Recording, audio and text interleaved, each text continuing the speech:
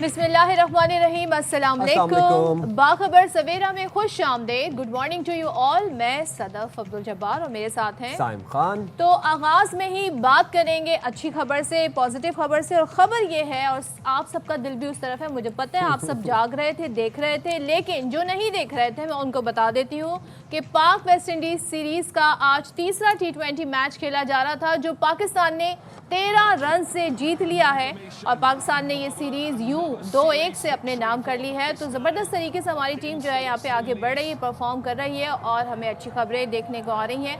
190 run के हदफ के ताकुब में मेज़बान टीम 6 विकेट पर 176 ही रन बना सकी और वेस्ट इंडीज़ की जानिब से एलेक एथन्स ने 60 और रदरफोर्ड ने 51 रन बनाए। तो जरा पाकिस्तान की बात कर लेते हैं। बिल्कुल जी, इससे कबल पाकिस्तानी ओपनर की सेंचुरी शराकत की बदौलत पाकिस्तान ने पहले खेल कर 4 विकेट पर 189 रन बनाए। साहबजादा फरहान ने 74 और साइम अयूब ने 66 रन बनाए और साहबजादा फरहान इस मैच के प्लेयर ऑफ द मैच भी रहे, जिन्होंने 53 गेंदों पर 74 रन स्कोर किए और साहबजादा फरहान की इनिंग्स में 5 छक्के और 3 चौके भी शामिल। जनाब, यहाँ पर जो नुमाया हमारे बैटर्स रहे उसमें साहबजादा फरहान, साइम अयूब, साहबजादा फरहान ने 74, साइम अयूब ने 66 रन बनाए और हसन नवाज ने 15 और इसी तरीके से पाकिस्तान ने ये 179 का स्कोर बनाया। 190 का टारगेट था। अब आ जाते हैं जनाब वेस्ट इंडीज़ की बैटिंग की तरफ। तो वेस्ट इंडीज़ में जो नुमाया रहे वो एलेक एथन्स रहे और साथ ही जुएल एंड्रू ने 24 बनाए, एलेक ने 60 रन बनाए, 51 रन बनाए शेरफैन रदरफोर्ड ने और इस तरीके से जो टीम है वो सिर्फ 176 रन बनाकर आउट हो गई। तो जनाब हसन अली ने 1 विकेट ली, मोहम्मद नवाज ने 1, इसी तरीके से हारिस रऊफ ने भी 1 विकेट ली, साइम अयूब ने भी बॉलिंग कराई, उन्होंने 1 विकेट ली, जबकि सुफियान मुकीम ने भी 1 विकेट ली। तो यूँ 6 विकेटें गिरी और उसके बाद ज़ाहिर है मुकर्ररा ओवर्स में मतलूबा हदफ हासिल नहीं कर सका वेस्ट इंडीज़ और पाकिस्तान ये मैच जीत गया है 13 रन से। जबकि इससे पहले भी हमने देखा मैचेस हुए और वेस्ट इंडीज़ को शिकस्त का सामना हुआ। तो 2-1 से ये सीरीज़ जो है इस वक्त पाकिस्तान के फेवर कर रही है, जबकि आई थिंक ये तीसरा T20। बिल्कुल, ये तीसरा T20 था और इससे पहले दोनों टीम एक मैच जीत चुके थे। और यहाँ पर अगर पाकिस्तानी टीम की बात की जाए तो साहबजादा फरहान और साइम अयूब नुमाया रहे और साहबजादा फरहान ने 74 रन स्कोर किए, साइम अयूब ने 66 रन स्कोर किए। वैसे सदफ, आपको लगता है कि आफ्टर ऑल द एक्सपेरिमेंट्स, जितने भी हमने तजुर्बे किए टीम सिलेक्शन को लेकर, स्ट्रेटजी को लेकर, आपको लगता है कि ये लॉक कर लेनी चाहिए टीम में से? ये टीम लॉक कर लेनी चाहिए। और साइम, आपको याद है अपनी इंजरी के बाद उन्हें थोड़ा टाइम लगा, गो कि उन्होंने PSL से आगाज़ किया था, अब काफ़ी देर इंजरी के बाद वो रेस्ट करा, उन्होंने रिकवरी हुई, PSL से आगाज़ किया। हम देख रहे थे वो फॉर्म में नहीं आ रहे थे। इसी तरीके से जो बांग्लादेश सीरीज़ थी उसमें भी हमने देखा था कोई खातिर खा परफॉर्मेंस नहीं आ रही थी, लेकिन आज साइम ने अच्छा खेल पेश किया। साहबजादा फरहान, उनको मौका मिलता है तो वो यकीनन दिखाते हैं कि उनके अंदर कितनी पोटेंशियल है और आज भी हमें देखने को मिला। ज़ाहिर है एक आध मैच में अगर वो नहीं परफॉर्म कर सके तो इतना तो आई थिंक बनता ही है। तो चले बात कर लेते हैं मैच की सूरत हाल पर। शाहिद हाशमी नुमाइंदा खुसूसी हमारे साथ हैं। Thank you so much Shahid साहब, गुड मॉर्निंग। पहले तो ये बताइएगा कैसी ओवरऑल परफॉर्मेंस रही हमारी टीम की, और हमारे ओपनर्स जो हैं उन्होंने ही काम अच्छा आगाज़ किया, तो जाहिर सी बात है मैच तो फिर आगे अच्छा जाना ही था। सो व्हाट डू यू से? बिल्कुल, एक बड़ा अच्छा स्टेज सेट कर दिया था ओपनर्स ने और वहां से 189 बनाना बहुत बड़ी बात है, बड़ा अच्छा टोटल था। ये ऐसी पिचेस हैं जहाँ यहाँ पे रेगुलर क्रिकेट नहीं होती, लीग क्रिकेट होती है, मास्टर्स लीग यहाँ पे होती है और थोड़े बहुत क्लब के मैचेस हो जाते हैं या थोड़े बहुत USA के मैचेस हो जाते हैं। तो इतनी अच्छा क्रिकेट ना होने की वजह से ये पिचें इतनी इस्तेमाल नहीं होती, तो इन पे कम स्कोर भी आप डिफेंड कर सकते हैं। जिस तरह पिछले मैच में हमने देखा कि 133 रन पाकिस्तान ने अच्छा खासा डिफेंड कर लिए थे, वो तो आखिरी ओवर में जाके वेस्ट इंडीज जीत गया। तो बड़ी अच्छी कारकर्दगी थी। 138 रन का ओपनिंग स्टैंड, जिस तरह आपने कहा कि साहबजादा फरहान को जब भी चांस मिलता है, अगर उन्हें जबरदस्ती विकेट कीपर ना बनाया जाए तो बड़े अच्छे ओपनर हैं वो। उन्होंने आज जिस तरह 53 गेंदों पे 74 रन बनाए, 5 छक्के लगाए, छक्के बड़े अच्छे लगाते हैं वो, बड़े दिलकश होते हैं। और फिर साइम अयूब ने जिस तरह 66 रन बनाए, उनकी इनिंग्स भी बहुत अच्छी थी। वो काफी उनको चांस मिल गए, अब वो अपने आप को साबित कर रहे हैं। तो बड़ा अच्छा एक टोटल बनाया था। और फिर उसके बाद वेस्ट इंडीज ने बड़ा अच्छा आगाज किया था। पहले 2 ही ओवर में उन्होंने 33 रन बना लिए थे, 10 ओवर में उनके 90 रन थे, बाकी 10 में वो 100 रन आराम से बना सकते थे। लेकिन उनके 1-2 batsman, Shai Hope, Sherfane Rutherford, Roston Chase, slow खेले, अगर वो तेज खेलते तो वो टारगेट चेज करते, लेकिन पाकिस्तान ने बॉलिंग अच्छी की और फील्डिंग बहुत अच्छी। ठीक, शाहिद साहब हमें ज्वाइन किए साबिक क्रिकेटर तौसीफ अहमद साहब ने भी, उनसे बात कर लेते हैं। तौसीफ भाई, कमाल हो गया आज तो। क्या लगता है आपको कि क्या वो स्ट्रेटजी थी, क्या वो टेक्निक थी जो आज के मैच में इस्तेमाल की गई? एंड देन अगेन वही सवाल आपसे भी कि क्या आपको लगता है कि ये तजुर्बा कामयाब हो गया टीम सिलेक्शन के हवाले से, स्ट्रेटजी के हवाले से? इसी टीम को लॉक करके एशिया कप के साथ जाना चाहिए? वैसे आपने एक बात बड़ी कही कि कमाल हो गया, मतलब अब ये वक्त आ गया है कि हमें ये कहना पड़ रहा है अपनी टीम के लिए आपने कमाल कर दिया। नहीं, ये बिल्कुल ठीक है, बहुत ज़बरदस्त सीरीज आपने जीती है। ये जो थोड़ी बहुत कमजोरियां हैं वो हमें पता है और उनको भी पता है, बट कर नहीं पा रहे थे कुछ इस तरह। और जाहिर है जो कॉम्बिनेशन आप बना रहे थे उसमें हम पहले भी कह रहे थे कि आपका कॉम्बिनेशन एज सच इतना अच्छा नहीं है। आज एक पार्टनरशिप बहुत बड़ी लगी है और जिसकी वजह से जो है वो आप कामयाब हुए हैं। और आप पिछले मैचों में भी देख लें, आप तो आप वेयर एंड टेयर आपके काम हो रहे थे। कभी आप एक स्पिनर कम खिला रहे हैं, कभी बैटिंग में आप इतनी जल्दबाजी कर रहे हैं, बैटिंग ऑर्डर में आप इतनी जल्दबाजी कर रहे हैं। आज हाँ बिल्कुल, आज बैटिंग ऑर्डर आपने बड़ा अच्छा चेंज किया। जब जैसे जैसे बड़ी स्कोर हो गया उसके बाद आपने जो है अपने वो प्लेयर्स भेजे जो लंबी हिटें मार सकते थे। तो आई थिंक उस लिहाज से तो बिल्कुल ठीक है। लेकिन ये कहना कि आप यही टीम भेजेंगे एशिया कप में, मैं नहीं समझता कि अभी अच्छा आप इतनी जल्दी डिसाइड कर सकते हैं इसको। और जो हमें लूप होल नजर आई है उसमें थोड़ा बहुत दायरा जीतने के बाद भी हमें सोचना चाहिए ना कहाँ हमने गलतियां तौसीफ साहब आपसे पूछ लेते ना, अब जैसे मैं आज अगर ओपनिंग हुई, ज़बरदस्त शिराकत हुई, हमने देखा 74 साहबजादा फरहान ने, 66 साइम ने। ओपनिंग पेयर ये कैसा है? बिकॉज हमारे अब मसला ही ओपनर्स का रहा है और बहुत सारे हमारे बैटर्स हैं जो चाहते हैं जी ओपनर्स आना। तो आप समझते हैं ये मसला रिजॉल्व हो जाएगा? ये दोनों जो हैं ये आगे कैरी ऑन कर सकते हैं, या अभी आप जैसे कि कह रहे हैं टीम डिफरेंट होगी एशिया कप के लिए तो मुख्तलिफ हालात होंगे? देखिए, ये पिचेस जैसी थी उस पर बहुत हर बैट्समैन थोड़ा मुश्किलात में पड़ रहा था। बट ये इस टाइप के प्लेयर हैं, इनको थोड़ा सा बेहतर पिच मिल जाए। आई मीन पहले फर्स्ट 2020 और ये सिमिलर जो पिच था ये, और इसमें स्ट्रोक्स काफ़ी लग रहे थे। लेकिन ये दोनों की जहां आपने बात की, मेरा अपना ख्याल यही है कि ये दोनों ही आपका पार्ट होना चाहिए उसका और ओपन का। आप देख लें जिस तरह की क्रिकेट हो रही है, जो हमें फिक्रें पड़ रही थी वो यही थी ना कि इसको भी आपके कोच को देखना पड़ेगा कि आप किसी को जाके ऐसे ही नहीं कहें कि भाई आप चलाएं खाली। आप देख लें पिच को, यूं कि और जगहों पे इससे बेहतर पिचें हमें मिलेंगी। तो ये कॉम्बिनेशन ओपन का जो है बहुत ही उम्दा है, बस फास्ट बॉलिंग पे हमें थोड़ा सा वर्क करना पड़ेगा। और वो जो एक बात शाहिद साहब ने कही कि अगर आप साहबजादा फरहान को ज़बरदस्ती की विकेट कीपिंग ना कराएं तो उनकी परफॉर्मेंस जो है वो फिर इस तरह की होती है, तो क्या बाकी विकेट कीपिंग से उनकी परफॉर्मेंस पे फ़र्क पड़ता है? तो किस लिए कीपिंग करा रहे हैं? मुझे तो हैरत हो गई है। एक आदमी काम ही नहीं कर सकता, वो आप उसको हाथ पे पकड़ा दे कि भाई ये काम कर लो, नहीं कर सकता। वो कोशिश करेगा, वो बर्बाद करके रख देगा। पहले भी ऐसे ही किया है इन लोगों ने। मेरा ख्याल है आप रेगुलर विकेट कीपर लगाएं और साथ एक जूनियर विकेट कीपर साथ रख देना। कौन सी मुसीबत आ रही है? 16 का स्क्वाड आता है आपका और उसमें आप पीसीबी के खर्चे पे एक भेज दीजिए, वो आप सीखता रहेगा थोड़ा सा। आप लेके ही नहीं जाना चाहते और फिर ये कि जाहिर है जो कीपर मौजूद है वो कहता है भाई अगर मेरे से खराब हुआ तो ये अंदर आ जाएगा। तो इन चीजों को आप खत्म करें। आप ज्यादा कीपर नहीं है, उसको जो काम है वो करने दें। इतनी उम्दा बैटिंग करता है वो, आज से थोड़ी कब से कर रहा है। मैं तो कह रहा हूँ उसके साथ ज्यादती की आपने। वनडे में उसका नाम नहीं रखा, वो तो तीनों फॉर्मेट का प्लेयर है, 4 दिन की भी खेलता है, वनडे भी खेलता है। तो ये तो ज्यादती की है उसको। मेरे हिसाब से तो उसको वनडे में भी कैरी करना चाहिए था। बिल्कुल तौसीफ साहब, आप ज़रा शाहिद साहब भाई से बात करते हैं। शाहिद भाई, इस कामयाबी से, इस विक्ट्री से टीम का मोराल कितना बुलंद होगा और शायकीन क्रिकेट के लिए कितनी हौसला अफजा है ये जीत? एंड सेकेंडली जिन लूप होल्स की बात तौसीफ भाई कर रहे हैं, कि आप कैसे देखते हैं उन लूप होल्स को? वो कौन से लूप होल्स हैं? एंड देन अगेन अगर हम बॉलिंग की बात भी करें तो हम ये देखते हैं कि हसन अली, हारिस राउफ, साइम अयूब ने एक विकेट हासिल की, और बैटर्स की बात करें तो उन्होंने इनिंग्स में 11 छक्के 7 चौके लगाए। But still there are some leakages, जैसे तौसीफ भाई कह रहे हैं, कैसे देखते हैं? बिल्कुल ऐसी बात है, और तौसीफ भाई ने बिल्कुल बड़ी खूबसूरत बात कही है। जब आप जीतते हैं उस वक्त आपको अपनी कमजोरियों पर ज्यादा नजर रखनी चाहिए कि हम जीत तो गए लेकिन हमारी कमजोरियां क्या हैं। आज पाकिस्तान ने 11 छक्के मारे। अब T20 क्रिकेट इस तरह हो गई कि आपको हर T20 की इनिंग्स में कम से कम 15 छक्के लगाने हैं।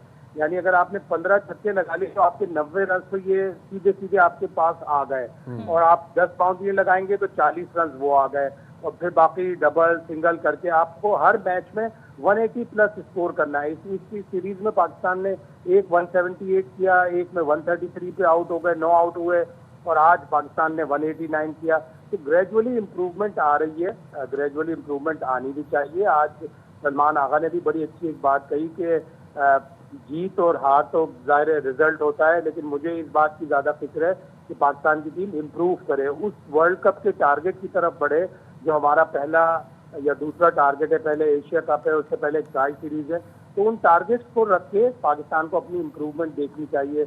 जो प्रोब होती है, जिसको प्रोब कहते हैं, जिसको तहकीकात कहते हैं, वो हमेशा टीम के साथ होनी चाहिए, चाहे टीम जीत रही हो या चाहे टीम हार रही हो।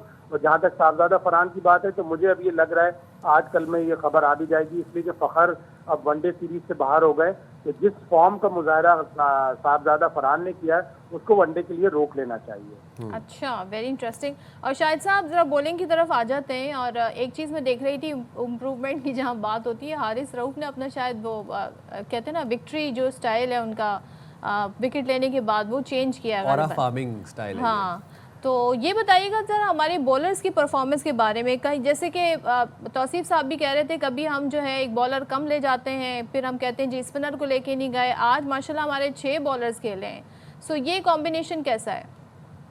अच्छा कॉम्बिनेशन है, जाहिर है गोरा कोच है, न्यूजीलैंड की कोचिंग की 6 साल इसने, और वाइट बॉल का बड़ा अच्छा कोच है। पाकिस्तान ने भी उसे वाइट बॉल के लिए ही हायर किया हुआ है, तो वो अपने तजर्बात कर रहा है। कोशिश तो यही होनी चाहिए कि कम से कम वर्ल्ड कप से 1-1.5 साल पहले आदमी अपनी टीम में अपनी तरबियत कर लें। जून में जब हम 2024 में पहले राउंड में बाहर हुए थे, उसी वक्त हमें अपनी ट्रांजिशन फेज शुरू कर देनी चाहिए थी, लेकिन बहरहाल देर आया दुरुस्त आयद। ये तजर्बात कर रहा है, इसको थोड़ा सा एक इसका अपना ओपिनियन है कि एक प्लेयर को मल्टी टैलेंटेड होना चाहिए, उसे बॉलिंग भी करानी चाहिए, अगर थोड़ी बहुत कीपिंग करता हो कीपिंग कर ले, बैटिंग कर ले। ये हर टीम के साथ नहीं चलता, लेकिन बॉलिंग बैटिंग में अगर जिस तरह वो साइम अयूब को यूज कर रहा है, जिस तरह फहीम को, जिस तरह नवाज को सिलेक्ट किया, नवाज ने अपना सिलेक्शन जरूर साबित किया, क्योंकि हम सब तनकीद कर रहे थे कि नवाज को किस परफॉर्मेंस पे सिलेक्ट किया है, लेकिन उसने इस सीरीज में बड़ी अच्छी बॉलिंग की और अपने सिलेक्शन को दुरुस्त साबित किया। और आप दोनों की मौजूदगी में मैं ज़रा एक और इशू की तरफ आती हूँ, क्योंकि जो वर्ल्ड चैम्पियनशिप ऑफ लेजेंड्स हो रही थी, और ज़ाहिर है हमने उसमें सूरत हाल ये देखी कि किस तरीके से भारतीय प्लेयर्स वॉकआउट कर गए, और उसमें ज़ाहिर है अब लेटेस्ट जो अपडेट्स हैं वो ये हैं कि पाकिस्तान से तासुब बरतने पर पीसीबी ने एक बड़ा फैसला किया है और पाकिस्तान आइंदा इस इवेंट में शिरकत नहीं करेगा। पीसीबी चेयरमैन मोहसिन नकवी की ज़ेर सदारत बोर्ड ऑफ गवर्नर्स इजलास में वर्ल्ड चैम्पियनशिप लेजेंड्स के दोहरे मयार पर मायूसी का इजहार किया गया, और पीसीबी ने कहा कि जानबूझकर मैच न खेलने वाली टीम को पॉइंट्स दे दिए गए। पाक भारत लेजेंड्स मैच की मनसूखी पर प्रेस रिलीज तासुब का पुलंदा थी, जिसमें चैंपियनशिप के मकसद को सियासी मफादात के ताबे किया गया, जबकि पाकिस्तान क्रिकेट बोर्ड खेल को सियासत से अलग रखने का ख्वाहिशमंद रहता है, अलमबरदार भी है। पीसीबी ने मजीद कहा कि टूर्नामेंट उसूलों को दबाव पर पामाल करना अफसोसनाक है और ऐसे मुकाबले में शिरकत नहीं होगी जिसमें सियासत हो। बिल्कुल जी, और बिल्कुल आई बिलीव कि it's fair enough and it makes sense. Tauseef भाई से ज़रा बात करें। तौसीफ भाई, पीसीबी ने वर्ल्ड चैंपियनशिप ऑफ लेजेंड्स में शिरकत ना करने का फैसला किया है और बड़ा दो टोक और वाज़ेह पैगाम दिया मोहसिन नकवी साहब ने, आपका इस पर क्या मौक़िफ़ है?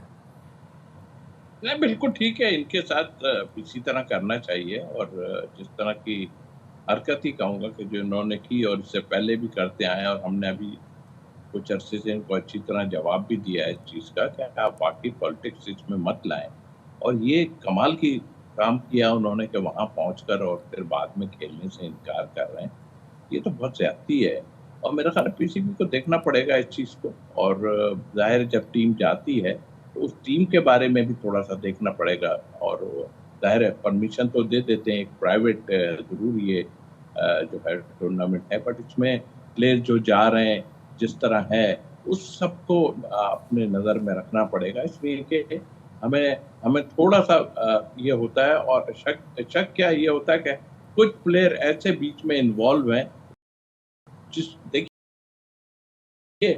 मैं किसी पे डायरेक्ट बात नहीं करता, लेकिन कुछ लोग ऐसे इन्वॉल्व हैं जो हमें इतना अच्छा हम फाइनल खेल रहे थे और उसके बाद जो है एकदम जो है मैच इधर से उधर चला गया। तो आई थिंक मेरा ख्याल है हमें और हमारे जो भी लोग हैं उनको इस चीज़ पे नज़र रखनी पड़ेगी कि ये आया हम किस तरह ये क्रिकेट खेल रहे हैं, और ये हमने इतने रन ज़रूर करा दिए मगर हम इससे ज़्यादा भी रन कर सकते थे, तो इस पे नज़र हमें रखनी पड़ेगी, अपने प्लेयरों पे भी थोड़ा नज़र। उन्होंने जो किया उनको तो छोड़ दें, मैं तो कहता हूँ उनको उनसे नहीं खेलें तो अच्छा है, ना जाएं, लेकिन अगर हमें उनसे खेलना है और वो अभी जाहिर है हमें एशिया कप उनके साथ खेलना ही पड़ेगा और वो खेलेंगे ज़रूर, और अगर वो इसको तो डिनाई कर नहीं सकते, लेकिन ये लेजेंड वाला मामला जो इस पे भी थोड़ा सा जो है पीसीबी को नज़र रखनी पड़ेगी। शाहिद साहब, आप कितना इत्तेफाक करते हैं? दूसरा ये एक तो बहुत ही अनफेयर बात है कि जो टीम चली गई, पहले तो आपने अग्री किया, उसके बाद आप मैदान से भाग गए और फिर एक पॉइंट भी मिल गया। ये अलग बात है कि हमने फाइनल जो है जिसमें हम जो परफॉर्मेंस रही नहीं जीता हमने, लेकिन बहरहाल ये यहाँ पर इंतज़ामिया क्या दबाव का शिकार है कि हिमायत में नज़र आ रही है? क्यों इंतज़ामिया ऐसे मौक़िफ़ अपना रही है? बिल्कुल, इंतजामिया प्रो इंडियन होती है, इंडियन टीम को, इंडियन प्लेयर्स को फेवर करती है, और सारे स्पॉन्सर, सारे ऑर्गेनाइजर होते भी इंडियन है। जो पहला एडिशन हुआ था उसमें तो बॉलीवुड के अदाकार अजय देवगन भी एक स्पॉन्सर्स में से, एक ऑर्गेनाइजर्स में से शामिल थे। इस दफा शायद वो नहीं थे ऑर्गेनाइजर्स में, लेकिन ऑर्गेनाइजर्स इंडियन होते हैं तो वो सपोर्ट करते हैं। वजह है, जाहिर है वो अपनी टीम को सपोर्ट करेंगे, वो चाहते हैं कि इंडिया की टीम सेमीफाइनल में और फिर फाइनल में आए, और कम से कम 2 से 3 मैच पाकिस्तान और इंडिया के होते हैं। तो क्रिकेट बोर्ड ने अच्छा स्टांस लिया है, और Guinness book of world record को चाहिए कि इस ऑर्गेनाइजर की तस्वीर छापे। ये वो ऑर्गेनाइजर है जिसने एक टीम को मैच ना खेलने के बावजूद भी 1 पॉइंट दे दिया। क्या बात, क्या बात है! ये वाकई में अपने आप में एक नया रिकॉर्ड बना है। क्रिकेट में नए नए रिकॉर्ड बनते रहते हैं। Thank you so much Tauseef sahab. Shahid Hashmi हमारे साथ थे। जहाँ पर सदफ मुझे लगता है कि हम एक फेलियर डिसाइसिव नहीं होता, वहाँ पर एक विक्ट्री भी डिसाइसिव नहीं होती, उसके ऊपर फैसले नहीं किए जा सकते। बट जहाँ पर हम फेलियर्स के ऊपर तनकीद करते हैं, वहाँ पर हम विक्ट्रीज को भी सेलिब्रेट कर ही सकते हैं, क्योंकि टीम भी हमारी है। विक्ट्री तो होती है सेलिब्रेट करने के लिए, लेकिन यहाँ पर बात ये हो रही है कि जो टीम खेली ही नहीं उसको पॉइंट कैसे दे दिया गया और क्यों दिया गया? मतलब आप अपनी भी कुछ रेपुटेशन का ख्याल रखा करें। चलें जी, भारत के ओछे खंडों से आप लोग तो वाकिफ हैं ही हैं। हम जाएंगे छोटी सी ब्रेक पे, हाजिर होंगे ब्रेक के बाद।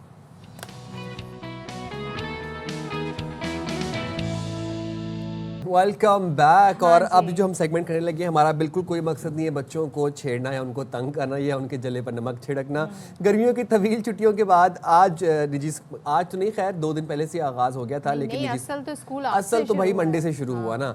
तो बच्चों की तवील छुट्टियों में स्कूल जाने की आदत खत्म हो गई थी। बच्चे फुल खूब मौज मस्तियों में मसरूफ थे, और ज़्यादातर बच्चों ने अपना टाइम जो है वो नानी के घर स्पेंड किया, और हम भी नानी घर ही स्पेंड किया करते थे। क्यों मेजॉरिटी नानी के घर क्यों स्पेंड करते? आई डोंट नो, दादी के घर में तो रहते हैं ना, मतलब मोस्टली बच्चे, ये वजह होती है। तो भाई ये तवील छुट्टियां 2 महीने की, कहीं पर 3 महीने की छुट्टियां खत्म हो गई हैं, और आज प्रैक्टिकली आज पहला दिन था। यूं तो साइम सही कह रहे थे, जुम्मे का दिन जी पहला दिन था, लेकिन आज पहला दिन है बच्चों का, और उनका दिल नहीं चाह रहा था, लेकिन अब आपने स्कूल तो जाना है।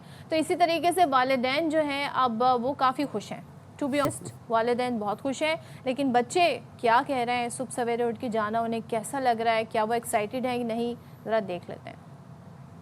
पहला दिन तो बहुत अच्छा लगता है, और जो है ना इंतज़ार भी बहुत होता है, क्योंकि घर में बैठे बैठे ज़ाहिर सी बात है। हम लोग फार्म हाउस गए थे और बहुत सारी जगहों पे गए थे। नानी के घर पे, नानी फैमिली के साथ गए थे फार्म हाउस में, बहुत ज़्यादा मज़ा आया था। और जो है ना हम लोग और भी बहुत सारी जगहों पे गए। स्कूल में पहला दिन कैसा लग रहा है आपको? अच्छा। छुट्टियों में क्या किया, कहाँ घूमने गए, किस तरह छुट्टियों को एंजॉय किया है? हम लोग वाटर पार्क्स गए थे, नानी के घर पे गए थे, वो तो जाते ही हैं हर दफ़ा।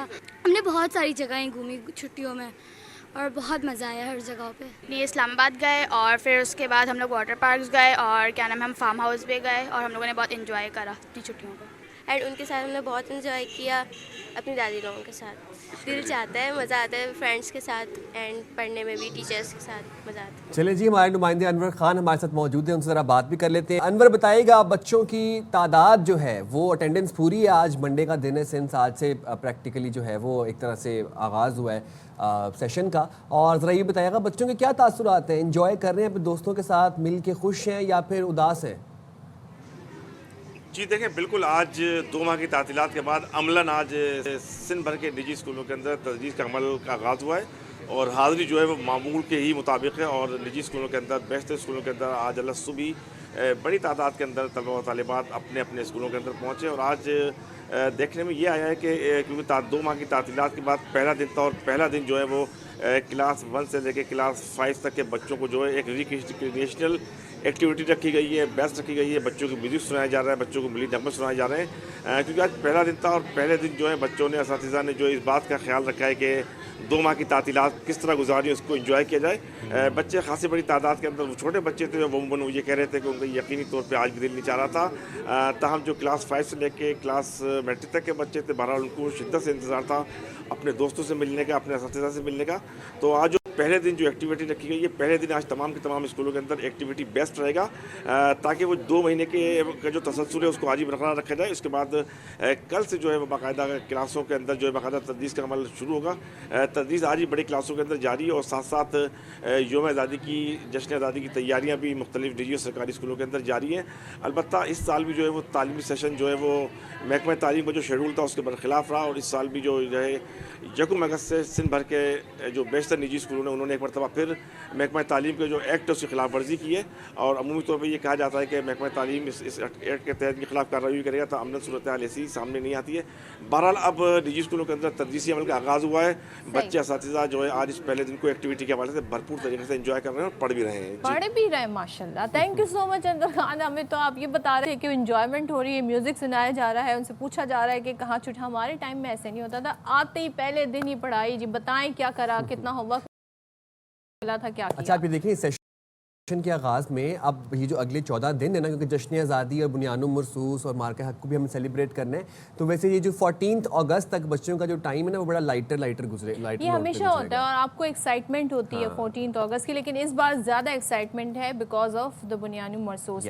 अच्छा जी, हम यहाँ पर एक अहम इशू जो हमेशा तालीम से जुड़ा और हर साल ही हम ये इशू देखते हैं, ये आ जाता है, और वो ये है कि तालीमी साल का सेशन का आगाज़ होता है और मार्केट से जो किताबें हैं, यानी जो आपका कैरिकुलम है, दरसी कुतुब जो है वो गायब हो जाती हैं, मिलती नहीं है, मिलती हैं तो फिर वो ज़्यादा कीमत में मिल रही होती हैं। अब कराची में तलबा और वालिदैन के लिए भी जगह जगह वो तलाश कर रहे हैं कि उनका कोर्स बच्चों का पूरा हो जाए, लेकिन बाज़ार में बेशतर क्लासों की दरसी कुतुब मौजूद नहीं है। अब यहाँ पर मैं बात कर रही हूँ 9वीं, 10वीं, 11वीं, 12वीं की, अक्सर किताबें गायब हैं और इवन जो कॉपीज़ हैं, जो रजिस्टर्स हैं, जो नोटबुक हैं, उनकी कीमतें भी बढ़ा दी गई। और ये पेरेंट्स के लिए बहुत बड़ी परेशानी का बायस बनती है। मेरा आज तकरीबन हफ्ता पहले उर्दू बाज़ार चक्कर लगा और वहाँ पर जो जमे गफ़ीर मैंने देखा पेरेंट्स का चेहरे पर परेशानी, एक दुकान से दूसरी दुकान जा रहे हैं, वहाँ से तीसरी दुकान जा रहे हैं। अब आप ये देखें ना सदफ, वैसे कि अगर एक फैमिली है उसमें 3 बच्चे हैं, 3 बच्चों ने अगर स्कूल जाना है तो आप देखें पेरेंट्स के लिए यूनिफॉर्म कॉस्ट, फिर उसके बाद हर जो स्कूल है उसकी एक स्पेसिफिक लोगो वाली टेक्स्ट बुक होनी चाहिए, वो सारी कॉपीज़ होनी चाहिए, फिर टेक्स्ट बुक्स नहीं मिल रही। और आपने 3 बच्चों का जिक्र किया, अक्सर और बेशतर मेजॉरिटी हमारे यहाँ घरों में यही होता है कि जो यूज्ड बुक्स होती हैं उनको भी इस्तेमाल किया जाता है, तो लेकिन उस पर भी एतराज़ होता है।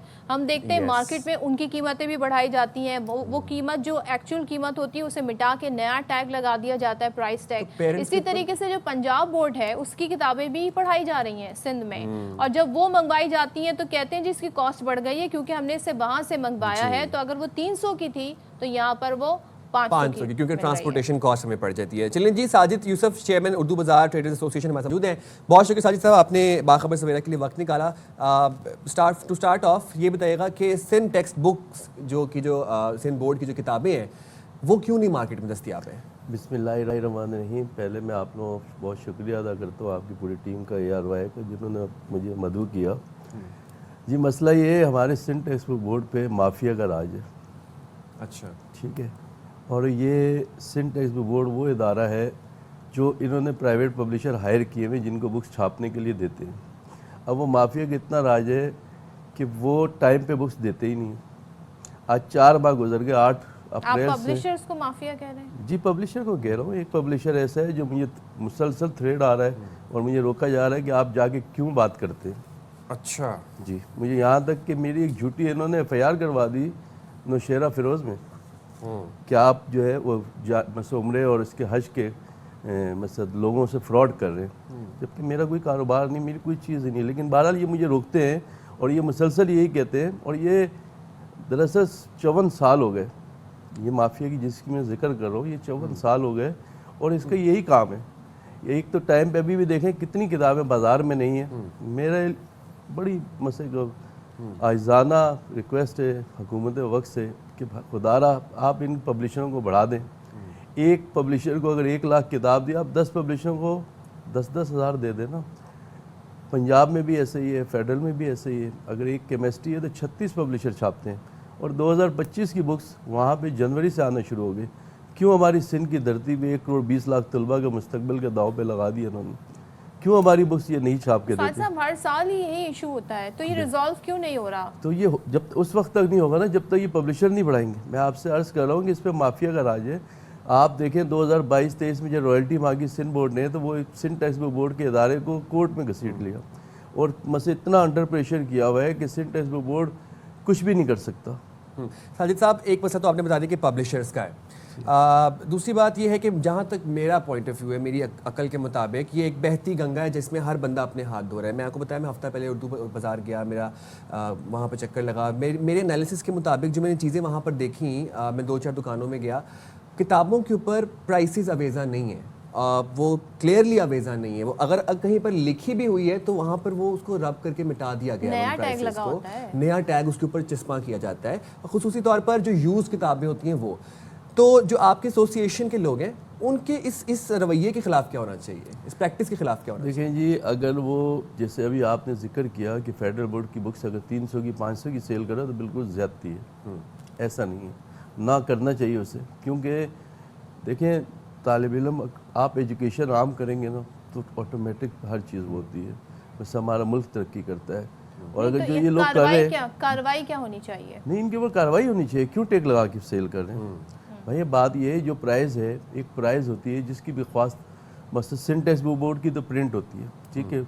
ऑक्सफोर्ड की अब उन्होंने वो डाल दिया है, मुझसे उससे आप स्कैन कर लें। और ये जो लोग हैं जो पुरानी बुक्स है, देखें ये पुरानी बुक्स का मैं आपको बताऊं ना, इनका ये बहुत महंगे रेट बेचते हैं।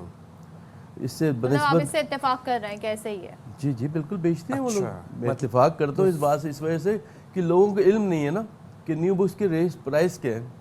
अच्छा बेचारे, अब पता है लोग कमज़ोर हो चुके हैं, लोगों में ताकत नहीं है, अब वो हमारे पास आते हैं, अब आप रियायत से देते हैं, लेकिन वो न्यू बुक्स होती हैं वो अफोर्ड नहीं कर सकते। जैसे आपने बताया 3-4 बच्चे होते हैं, फिर वो जाते हैं पुरानी बुक्स में, तो वो नई बुक्स के अंदर मतलब नए रेट लगा के और फिर इनको ज़्यादा कीमत में देते हैं। तो साजिद साहब, ऐसे दुकानदारों के खिलाफ कार्रवाई आप कह रहे हैं हो सकती है, तो मतलब FIR हो सकती है? क्योंकि आप ये देखें ना कि अगर आप बर्न्स रोड वाले उर्दू बाज़ार जाएं, आप नाज़माबाद वाले उर्दू बाज़ार जाएं, आप उर्दू बाज़ार एंटर होंगे, शुरू की दुकानों में एक अलग रेट होगा, आप थोड़ा अंदर जाएंगे वहाँ पर अलग रेट होगा, आप आखिर में जाएंगे वहाँ पर किताबों का अलग रेट होगा।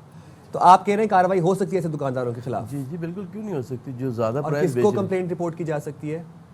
हमारे मतलब हमारा जैसे इदारा है सिंध टेक्स्ट बुक बोर्ड है, अगर उसकी बुक्स की रेट बढ़ रहे हैं तो वो खुद एक्शन ले। और अगर जो प्राइवेट है जैसे ऑक्सफोर्ड है, पैरामाउंट है, गाबा है, ये और मुख्तलिफ है मतलब प्राइवेट, लेकिन 200-300 रुपए के लिए अब कोई इतनी हैसल तो नहीं करेगा। ये तो आपने इसको यकीनी बनाना है कि जो आपके दुकानदार हैं, जो रिटेलर्स हैं, जो किताबें बेच रहे हैं, ये तो आपकी जिम्मेदारी नहीं आयद होती इस पे आपके कि आप उसको स्टॉल चेक एंड बैलेंस वाले होते हैं ना, वो इस तरह की हरकत कर रहे होते हैं। दुकानदार तो फिर भी मैं ये कहूँगा कि वो तो एक अपनी लिमिट में चलते हैं। वो स्टॉल वाले आपकी यूनियन के अंडर आते हैं। इसकी वजह से पायरेटेड जो बुक्स कैसे हैं, स्टॉल को अपने साथ रखेंगे? अच्छा, पायरेटेड बुक्स जाएं फिर लोग उसकी तरफ भी जाते हैं, तो वहाँ सोचते हैं कि चलो उसकी कीमत कम होगी मगर उसकी क्वालिटी कैसी होती है? पायरेटेड जो बुक है ना, देखें जी अब इसके अंदर बड़ा एक अहम एक सवाल है।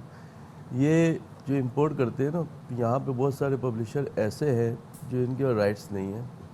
अच्छा एक बुक्स फॉर एग्जांपल दे रहा हूँ 18,000 रुपये की है ओरिजिनल, कैम्ब्रिज की बात कर रहा हूँ, तो यहाँ पे वो आप 2 से 3,000 4,000 में ले लें, तो हर माँ बाप तो अफोर्ड नहीं कर सकते ना। अब राइट्स तो उनके पास नहीं है, बहुत सारी कंपनियों के पास राइट्स नहीं है, तो वो क्या एक्शन लेंगे? तो पायरेट्स बुक्स बच्चों को क्या माँ बाप को सस्ती पड़ती है ना। एक कोर्स ओ लेवल या मतलब छोटी क्लासों में आ जाए कैम्ब्रिज में 50,000 प्लस पड़ता है। और वही अगर पायरेट बुक परचेस करते हैं ये लोग, तो जो लोग सेल कर रहे हैं, तो 25,000 30,000 में आ जाता है।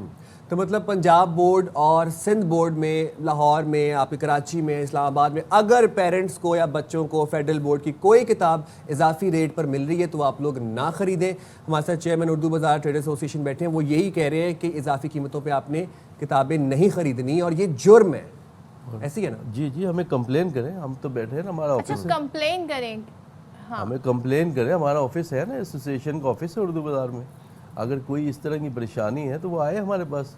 जो भी लोग, क्योंकि देखें ना, हमें तो बाजार का तो इल्म नहीं होता कौन क्या मिसहैप कर रहा है या क्या लोगों को परेशान कर रहा है, लेकिन जो हमारे पास आते हैं, जिनकी जो मसाइल होते हैं, अल्हम्दुलिल्लाह हम हल करवाते हैं, रिजॉल्व करवाते हैं। अच्छा, ये जो कॉपीज़ का भी बता दें, 150 सफ़े वाली की कॉपीज़ जो है उसकी कीमत अलग है, फिर कहीं पर जाएं तो वो अलग मिल रही है। स्कूल वाले जो हैं उनको पास लेके जाएं, वो अपने मोनोग्राम वाली कॉपी डिमांड करते हैं, वो भी कहते हैं ना उसकी कीमत भी डबल है। तो माँ बाप करें क्या इस सिचुएशन? मैं यही अर्ज़ कर रहा हूँ, देखें जी, यहाँ का तो पूरा आवे का आवे ही बिगड़ा है ना। 80 100 120 रुपये में जो उर्दू बाज़ार में एक अच्छी कॉपी मिलती है, 150 रुपये में अच्छी मिलती है, वो 350 400 एक लोगो लगता है, स्कूल वाले अपने लगाते हैं, वो कम नहीं देते और बल्कि उल्टा मजबूर करते हैं कि आपने स्कूल की कॉपी परचेज़ करनी। जबकि हालांकि हमारे यहाँ पीछे ऑर्डर भी हुआ था कि कोई स्कूल ना बुक सेल करेगा ना कॉपी सेल करेगा, लेकिन उसके बावजूद अमल दरामद नहीं हो रहा और ये माँ बाप इस पे सफ़र कर रहे हैं। माँ बाप ने बड़ी मसले एक आवाज़ भी उठाई,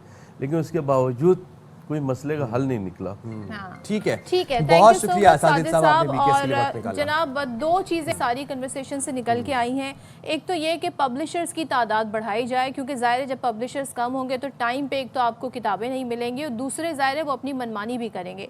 दूसरी बात जो बहुत अहम है, आपने थ्रिफ्ट स्टोर का कॉन्सेप्ट सुना होगा। जब आप अपने यूज्ड कपड़े जो अच्छी हालत में हैं वो दूसरों को दे सकते हैं, इसी तरीके से आपको कम्युनिटी लेवल पर, स्कूल लेवल पर एक कमेटी बनाई चाहिए, एक ऐसा सिस्टम बनाना चाहिए जिसमें यूज्ड बुक्स जो हैं वो पास ऑन हो जाएं जो पीछे आने वाली नई जो क्लास है उनको, और ये कोशिश करें कि वो आप बेहतर हालत में हो ताकि वो बच्चे जो हैं उन्हें इस्तेमाल इसके लिए एक बड़ी आसान सी स्ट्रेटेजी आप लोगों को बताता हूँ। बुक बैंक्स आप लोगों ने कैसे कायम करना है। व्हाट्सएप के ऊपर ग्रुप्स बनाएं, अपने खानदान के सारे बच्चों को ऐड कर लें, उनके पेरेंट्स को ऐड कर लें और फिर उस सिलसिले को बढ़ाते बढ़ाते फिर आप अपनी स्ट्रीट तक ले जाएं, अपने मोहल्ले तक उसको आप एक्सपैंड कर दें।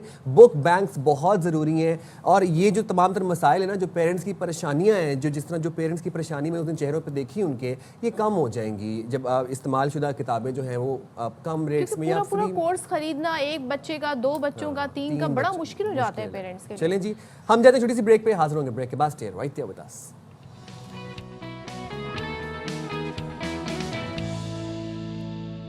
Welcome back. और यहाँ पर जिक्र करेंगे ईरानी सदर का दौरा पाकिस्तान और पाकिस्तान और ईरान के दरमियान 13 मुआहदे और मफाहमत की याददाश्तें तय पाई हैं। पाकिस्तान और ईरान ने 2 तरफा जो ट्रेड वॉल्यूम है उसको जल्द $10 अरब तक पहुँचाने के अज़्म का इरादा किया है। सो मजीद इस हवाले से क्या अच्छी खबरें हैं, ताल्लुकात मजीद कैसे बेहतर होंगे, इस सारी सूरत हाल पे बात कर लेते हैं। खुरम शहजाद साहब हमारे साथ मौजूद हैं। खुरम साहब, बहुत शुक्रिया, आपने BKS के लिए वक्त निकाला।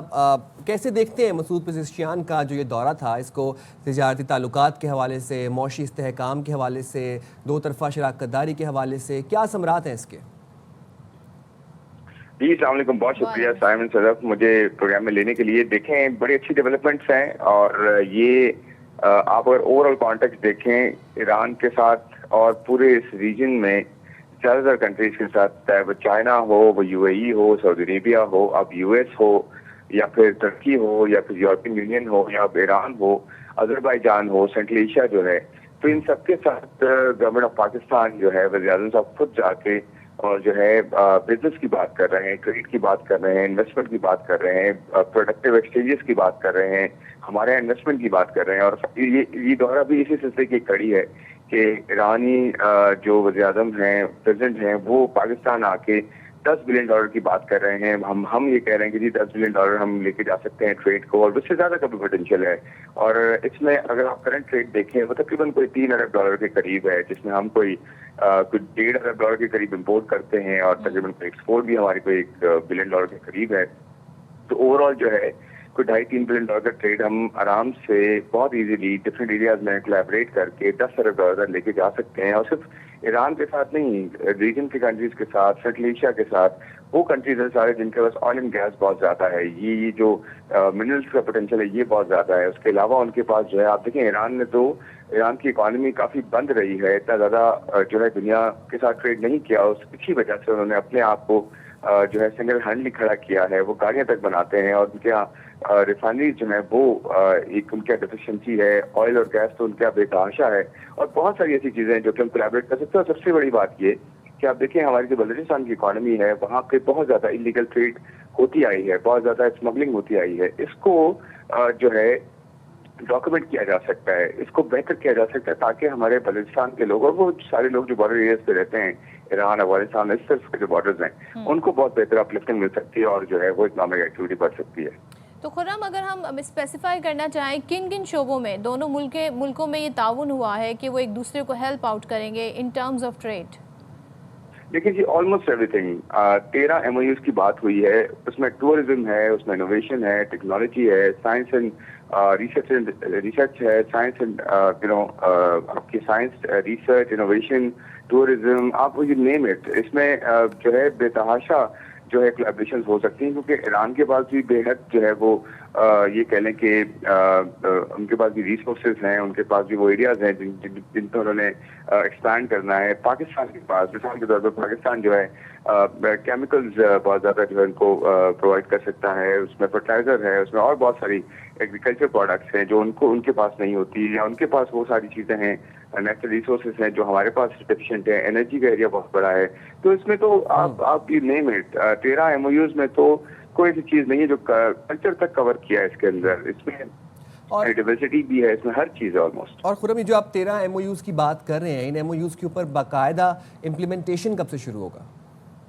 देखिए वो तो अभी से शुरू हो जाएगी ना जी। अगर उसमें देखें कि उसमें जो एग्जीक्यूशन लेवल पे टीम्स हैं उनको भी जो है आइडेंटिफाई कर दिया गया है कि जी अब एग्जीक्यूशन टीम जो आपस में काम करके इनको जल्दी मटेरियलाइज करें, तो इसमें कोई देर नहीं लगनी। बात यह है कि दोनों तरफ से कमिटमेंट जब हैं, टॉप लेवल पर कमिटमेंट है, ये सबसे बड़ी चीज़ है। जब टॉप लेवल पर कमिटमेंट होती है उसकी जो कन्वर्शन होती है वो तेज़ होती है। राइट। अच्छा, और खुर्रम, हम साथ में ये देख रहे हैं, आपने बात की कि पाकिस्तान की इस वक्त जो ज़ाहिर है हम देख रहे हैं माशाल्लाह जो बुनियादी मरसूस में कामयाबी के बाद एक अच्छा इमेज सामने आया है, ट्रेड की बात हो रही है। ख़ासतौर पे हम अगर इस रीजन की बात करें, चाइना हो गया, ईरान हो गया, टर्की हो गया, कितनी पॉजिटिव अच्छी खबर है पाकिस्तानी मईशत के लिए ओवरऑल? देखें, मैं तो ये शुरू में कहा ना, जैसे मैंने कि पाकिस्तान के लिए तो ज्यादातर पॉजिटिव खबरें हैं, खासकर मईशत से रिलेटेड, इंटरनली भी एक्सटर्नली भी। इंटरनली जैसे 15 महीनों में स्टेबलाइजेशन अचीव हुई है, जैसे कॉस्ट ऑफ डूइंग बिजनेस कम करने की कोशिश की गई है, चाहे वो शरत सूद हो, चाहे टैक्सेस का जो है वो लगना हो, उसमें जो है अब आहिस्ता आहिस्ता कमी हुई है। कितनी कमी हुई है ऑफ कोर्स उस पर बात की जा सकती है, बट एक डायरेक्शन ऑफ ट्रैवल चेंज हुआ है। उसके साथ साथ एनर्जी प्राइसेस में कमी की बात हो रही है। यूएस के प्रेसिडेंट ट्रंप जो है वो खुद कह रहे हैं कि ऑयल एंड गैस में अमेरिका पाकिस्तान में इन्वेस्ट करेगा। हालांकि वो टैरिफ की जो बात कर रहे हैं वो इसलिए कर रहे हैं कि अमेरिका में इन्वेस्टमेंट हो, वहां से एक्सपोर्ट हो, लेकिन वो वाहिद कंट्री है पाकिस्तान जो कि सदर ट्रंप ये कह रहे हैं कि हम जाके ऑयल एंड गैस वहाँ डिस्कवर करके वहाँ पे जो है वो एक्सप्लोर करके और पूरे रीजन को पाकिस्तान एक्सपोर्ट कर सकता है। तो ये देखिए छोटी बातें नहीं है, ये बहुत बड़ी अपॉर्चुनिटी है। अब ये हम पर है कि हम कैसे उसको कैपिटलाइज करते हैं, कैसे इस पे अपने लोगों के लिए बेहतरी क्रिएट करते हैं। तो ईरान तो हमारा है ब्रदर कंट्री। मैं तो ये कह रहा हूँ इससे बियॉन्ड कितनी चीजें हुई हैं। अजरबैजान से लेकर रिलेशन स्टेट के साथ प्राइम मिनिस्टर ने जो है मुलाकातें की, उनके साथ ट्रेड बढ़ाने की बात की। लेकिन बात यही है, आप ट्रेड बढ़ाने की बात करें, इन्वेस्टमेंट की बात करें, एक्सचेंजेस की बात करें, रादर देन एड और लोन्स की बात करें। अच्छा, और खुर्रम, अभी हमने देखा बुनियादी मरसूस में पाकिस्तान को अजीम फतह मिली, फिर उसके बाद इस तरीके से ईरान ने इसराइल की जारहियत का भरपूर जवाब दिया। अब पाकिस्तान तो शुरू से ही ईरान का ब्रादर मुल्क रहा है। किस तरह देखते हैं खित्ते में इन दोनों ममालिक की अहमियत को when it comes to defence and when it comes to security? देखिए बड़ी इंपॉर्टेंट है। सबसे जो प्रायोरिटी, सबसे बड़ी जो चीज़ है वो उसको सिक्योरिटी ही है, क्योंकि जब आपके साथ पड़ोसी होता है, आपके साथ दीवार से दीवार मिलती है, तो वो तो सबसे इम्पोर्टेंट है जी। उसकी भी सिक्योरिटी, आपकी भी सिक्योरिटी, और दरम्यान में इतना अच्छा एक्सचेंज हो, इतनी अच्छी ट्रांसपेरेंसी, इतने अच्छे तरीके से आपस में कोलैबोरेशन हो कि सिक्योरिटी जो है वो बेहतर तो हो ही, उसके अलावा लोग जो आपस में मिलते हैं, कम्युनिकेशन होती हैं, कल्चर एक्सचेंज होता है, उसके अलावा जो है आपकी एक्सपोर्ट हो सकती है, इम्पोर्ट हो सकती है। ओवरऑल जो है देखें बहुत इंपॉर्टेंट है, पूरे रीजन के लिए सिक्योरिटी बहुत इंपॉर्टेंट है। सिक्योरिटी होती है तो एक और इकोनॉमिक एक्टिविटी बेहतर होती है, इकोनॉमिक एक्टिविटी बेहतर होती है तो लोगों की जो है वो लोगों को फायदा होता है। इन्वेस्टर और ज़ाहिर है बिजनेसमैन जो है उनका एतमाद भी बढ़ता है। Thank you so much Khurram Shahzad हमारे साथ थे और इसी तरीके से जी पॉजिटिव न्यूज़ का सिलसिला भी जारी है। हम यहाँ पर ब्रेक लेते हैं, ब्रेक के बाद आपके साथ हैं।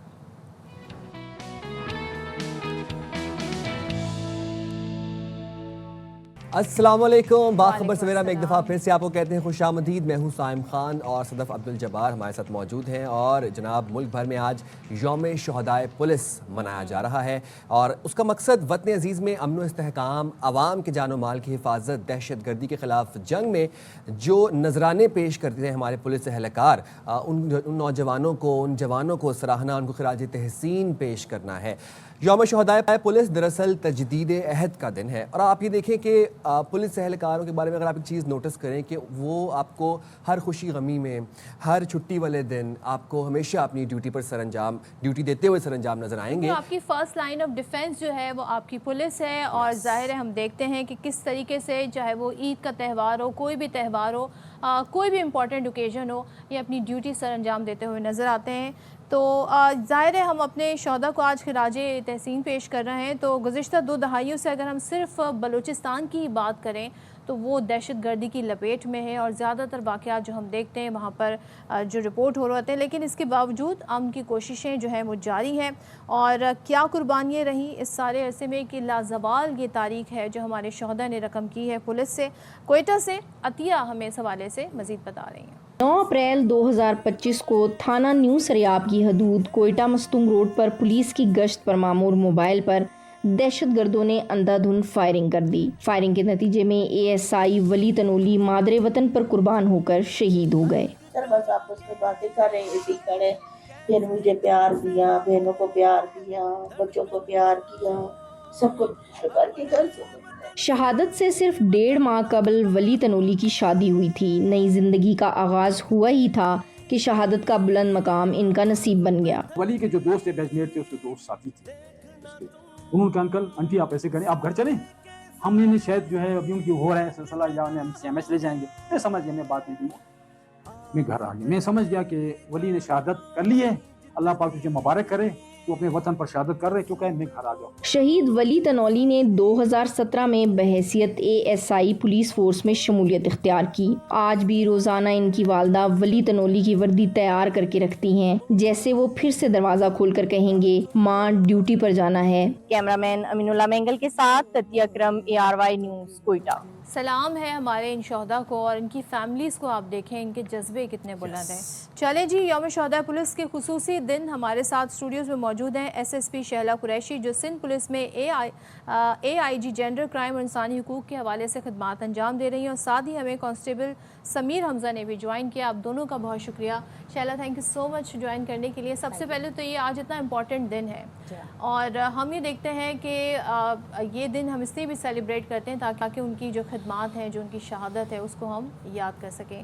तो आपके लिए कितनी अहमियत रखती है दिन, बिकॉज आपने बहुत सारी चीज़ें अपनी आंखों से होते हुए भी देखी। डेफिनेटली बहुत शुक्रिया। सबसे पहले आज का यौम शहदाए पुलिस, हम तमाम शहदा को जो है वो खराज अक़ीदत पेश करते हैं, उन फैमिलीज़ को सलाम पेश करते हैं जिनके सपूतों ने आज के दिन अपनी जानों का नजराना पेश किया और हम उसको याद करते हैं। 4 अगस्त का दिन इंतहाई अहम दिन है। इस दिन जो है वर्दी IGP सिफत गयूर साहब ने जामे शहादत नोश किया था और उनकी उस शहादत के दिन से इस दिन को मंसूब किया गया। यूँ तो शहदा को हर दिन ही याद रखा जाता है, लेकिन बिलखुसूस आज के दिन वर्दी IGP सिंध और गवर्नमेंट ऑफ सिंध की तरफ से तमाम जो स्टेक होल्डर्स हैं, हमारे CM साहब चीफ गेस्ट हैं आज के इवेंट के, और एक बहुत बड़ा इवेंट हम शहदा की याद में उनकी फैमिलीज़ के साथ गुजारते हैं। पूरा दिन बच्चों के लिए अम्यूज़मेंट पार्क्स और तमाम फैसिलिटीज़ हम उसके अंदर प्रोवाइड करते हैं। फैमिलीज़ के साथ गेट टुगेदर होता है और इसके अलावा भी साल के बकिया दिनों में भी तमाम डिस्ट्रिक्ट SSPs, फोकल पर्सनस उनके घरों पर जाते हैं और उनकी खुशी और गमी में बराबर के शरीक रहते हैं। जहाँ कहीं पे भी किसी भी मोड़ पर शहदा को पुलिस की ज़रूरत होती है तो वो जो है वो फादरली रोल अदा करते हैं और उनके घरों पर जाते हैं और उनके मसाइल को हल करने के लिए कोशा रहते हैं। शहदा ने अपनी जानों का नजराना देकर ना सिर्फ अमन की बका की बल्कि हम सब की ज़िंदगियों को महफूज बनाया। आज हम जिस तरह सुकून के साथ ज़िंदगी गुजार रहे हैं, ये सब उस लहू की बदौलत मुमकिन हुआ। सिर्फ अगर मैं सिंध पुलिस की शहदा की तादाद आपसे बयान करूं तो शायद पूरे पाकिस्तान में भी इतनी नहीं है। सिर्फ सिंध पुलिस ने 2500 से ज़ायद जामे शहादत जो है वो हमारे शहदा हैं उन्होंने कांस्टेबल से लेकर सीनियर रैंक्स तक जो है इसके अंदर शामिल है। और वर्दी DIGP कैप्टन रिटायर्ड मुबीन साहब भी शहीद हुए पंजाब में, और दीगर बहुत सारी हमारे पास मिसलेनियस एग्जांपल्स हैं। कैप्टन हिलाल साहब शहीद हुए KPK में। बड़े बड़े इसमें नाम हैं जो हमारे सामने। और हमारे जवानों ने जो है कराची ऑपरेशंस के अंदर हिस्सा लिया। इसके अलावा CTD के अंदर बॉम्ब ब्लास्ट और मुख्तलिफ ऐसे स्पेशलाइज्ड यूनिट्स हैं जहाँ पर दहशतगर्दों का मुकाबला किया और अमन के क़याम के लिए हर मुमकिन कोशिश की, यहाँ तक कि अपनी जान का भी नजराना। और शैला साहब आपके साथ बैठे हैं समीर, कांस्टेबल हैं जनाब और वेल एजुकेटेड हैं और गिटार लिए बैठे हैं जैसे आप देख सकते हैं। समीर, गुलकारी और पुलिस ये दोनों आप कैसे साथ लेके चलते हैं? यूँ पुलिस तो का हम गन शोभा देखते हैं पुलिस के हाथ में, आपके हाथ में गिटार है। मेरे सीनियर ऑफिसर्स ने मुझे बहुत सपोर्ट किया। मैंने म्यूज़िक सिर्फ ऐसे ही शौकिया नहीं गाता, मैं म्यूज़िक डिप्लोमेट हूँ। आर्ट्स काउंसिल से मैंने म्यूज़िक ग्रेजुएट किया है और मैं वहाँ का टॉपर भी रहा हूँ। तो पुलिस को भी, और ये मेरे लिए बहुत बड़ा एजाज़ है कि मुझे हर साल अपने शहदा के लिए कुछ लिखने का मौका मिलता है। हालांकि इनकी कुर्बानियाँ शायद कोई गीत, कोई गाना, कोई शायरी बयान नहीं कर सकती, पर ये मेरे लिए बहुत एजाज़ है कि मैं उनके लिए हर साल कुछ ना कुछ लिख पाता हूँ। ज़बरदस्त। और आपने पुलिस कब ज्वाइन की, और पुलिस ज्वाइन करने से पहले आप गुलकारी में शौक़ रखते थे या बाद में शौक़ डेवलप हुआ? मैं पहले से ही रखता था, बट जैसे ही पुलिस ज्वाइन की उसके बाद मैंने कभी सोचा नहीं था कि मैं दोबारा कभी म्यूज़िक करियर अपना कंटिन्यू कर पाऊँगा। But thanks to my department, my officers, IGP Singh sahab ने मुझे बहुत सपोर्ट किया और मुझे हर मुमकिन कोशिश की उन्होंने कि मैं अपने इस काम को भी जारी रख सकूं अपनी ड्यूटी के साथ साथ। ज़बरदस्त। बिल्कुल। कहते हैं ना, हम जहाँ सपोर्ट की बात कर रहे हैं तो हम ये देख रहे हैं कि जो ग्रेजुएट पढ़े लिखे जो हैं अब वो नौजवान इस तरफ आ रहे हैं, उनको तरक्कियाँ भी दी गई। और 6 पुलिस एहलकार सिंध पब्लिक सर्विस कमीशन का इम्तिहान पास करके ASI बन गए हैं। तो जरा इस हवाले से आपको रिपोर्ट दिखा। कराची पुलिस की एक लेडी पुलिस कांस्टेबल समेत 6 constable Sindh public service commission का इम्तिहान पास करने के बाद अफसर बन गए। I'm feeling so proud to be the part of my IG media cell. I'm feeling so proud. Thank you so much, sir. मुझे याद पड़ता है 8 से 4 मेरी ड्यूटी होती थी। 4 के बाद मैं अपने फ्यूल एक्सपेंसेस के लिए बाइकिया चलाता था। वो 4 से गलबन 8 या 9 बज जाते थे मुझे घर पहुंचते हुए। हालांकि I was so enthusiastic to learn to study, but like I was losing this time. जब ये टेस्ट क्वालिफाइड हुआ अल्हम्दुलिल्लाह बहुत अच्छा खुशी हुई, माँ बाप की दुआएं थी। आज का ये लम्हा मेरे लिए सिर्फ माइक स्टेज पर खड़ा होने का नहीं, बल्कि ये वो लम्हा है जब मैंने अपना ख्वाब मुकम्मल किया। आज सिंध गुलाम नबी मेमन का कहना था, एहलकारों का ड्यूटी के दौरान मसाबकती इम्तिहान पास करके अफसर मुंतखब होना सिंध पुलिस के लिए अच्छा आगाज है। मैं समझता हूँ कि ये एक अच्छा इनिशिएटिव है। अगर वो नॉर्मल प्रमोशन लेके ASI बनते तो शायद उनको नेक्स्ट 20-22 साल लगते, लेकिन ये उन्होंने ये एग्ज़ाम दे के डायरेक्ट अपॉइंटमेंट ASI का किया। सिंध पब्लिक सर्विस कमीशन का इम्तिहान पास करके सिपाही से अफसर बनने वाले नौजवानों ने साबित कर दिया कि मेहनत और लगन से किसी भी मंजिल को हासिल किया जा सकता है। कैमरामैन जीशान मरगूब के साथ नज़ीर शाह, ARY न्यूज़ कराची। और अब जिस तरीके से हम पुलिस में देख रहे हैं भर्तियां हो रही हैं, नौजवानों को हायर किया जा रहा है, खासूसी तौर पर जो स्पोर्ट्स की फील्ड में बड़े एक्टिव हैं, जो गुलकारी करते हैं, और ये तमाम तर वेल एजुकेटेड नौजवान हैं, बॉक्सर्स हैं, सिंगर्स हैं, वेट लिफ्टर्स हैं और तमगे लेके आ रहे हैं भाई अपने मुल्क के लिए। बिल्कुल ऐसे ही है। तो चलें जी, हम चाहते हैं कि आपने जिक्र किया कि आपने बाकायदा नगमे बनाए हैं, नगमे कंपोज किए हैं, तो कुछ आप हमें सुनाना चाहें आज के दिन की मुनासबत से। लास्ट ईयर ये गाना मैंने हमारे मुल्क के बहुत बड़ा नाम, जिन्होंने हमें ना सिर्फ पाकिस्तान बल्कि पूरे दुनिया में पाकिस्तान का नाम रोशन किया, शफ़क़त अमाद अली सर के साथ मैंने गाना गाया था, वो आपको थोड़ा सा। जंगे बदर को है मानते दुश्मन इन्हें ना डरा सके, कुरान भी कहता है ये मरते नहीं जिंदा है ये, करते हैं सलाम तुमको वो ये ज़मीं आसमां, ए मुहाफिजों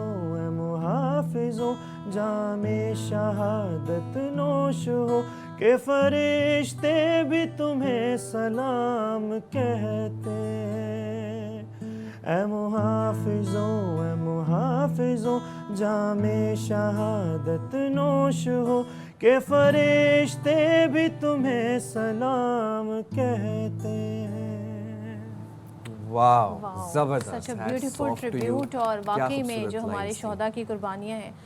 शैला, आपके इससे बस मैं इसमें ये पूछना चाहूँगी, क्योंकि हमारी ज़ाहिर है एक बड़े इशूज़ आते हैं पुलिस में कि पे स्केल उस तरह का नहीं है, वो तमाम तो पर्क्स एंड प्रिविलेजेस नहीं हैं। जो शोहदा की फैमिली है उसको किस तरह फिर सपोर्ट मिलती है? वेल, इसमें हम गवर्नमेंट ऑफ सिंध के मशकूर हैं। वर्दी CM सिंध ने जो है वो इसके ऊपर बहुत ज़्यादा इनिशिएटिव्स लिए। IGP सिंध ने बहुत ज़्यादा रिक्वेस्ट की कि शोहदा की वेलफेयर की जाए, और इस पर उन्होंने बहुत सपोर्ट किया सिंध पुलिस को। और अब शोहदा का जो CTD के ब्लास्ट में शहीद होते हैं, बॉम्ब ब्लास्ट में, इस तरह के CTD के जो हमारे काउंटर टेररिज्म डिपार्टमेंट है, उसमें 3 करोड़ तक माली मुआवनत की जाती है, और 2 करोड़ मिनिमम पैकेज है, मैक्सिमम 3 करोड़ तक है, डिफरेंट सिचुएशंस में है। और इसकी SOPs हैं प्रॉपर, एक जो गवर्नमेंट की तरफ से अप्रूव्ड है। और इसके अंदर जो अगर इंस्पेक्टर DSP रैंक का कोई शहीद होता है ऑफिसर, तो उसको गाड़ी भी दी जाती है 1000 cc की इंस्पेक्टर को, और जो है वो 1300 cc की DSP को life time in a sense के, चूँकि शहीद जिंदा है और वो कभी मरता नहीं, तो 60 साल तक जब सुपर एनुएशन होती है उसकी तनख्वाह भी जारी रखी जाती है। और शहदा के बच्चों के लिए जो है वो 2 जॉब्स भी ऑफर की बिल्कुल, शहीद हमारे साथ शहीद जिंदा हैं। थैंक यू बहुत सो शुक्रिया मच SSP शैला और कांस्टेबल समीर हमारे साथ थे। आप दोनों का बहुत शुक्रिया। और ये दिन जाहिर सी बात है हम देखते हैं कि बड़ा हमारे लिए भी हमारे दिल के करीब। जनाब, अब बात करते हैं ज़रा सियासी मंजरनामे की, और ज़रा सिंध में क्या हो रहा है ये हम आपको बताते हैं। तो गवर्नर सिंध कामरान टिसोरी ने एक बड़ी अहम स्टेटमेंट दी है, बड़ा अहम बयान दिया है। वो कहते हैं जी कराची के लिए विफाक से 40 अरब रुपए हासिल कर लिए हैं, और ज़ाहिर है इसके लिए बड़े अरसे से बात की जा रही थी।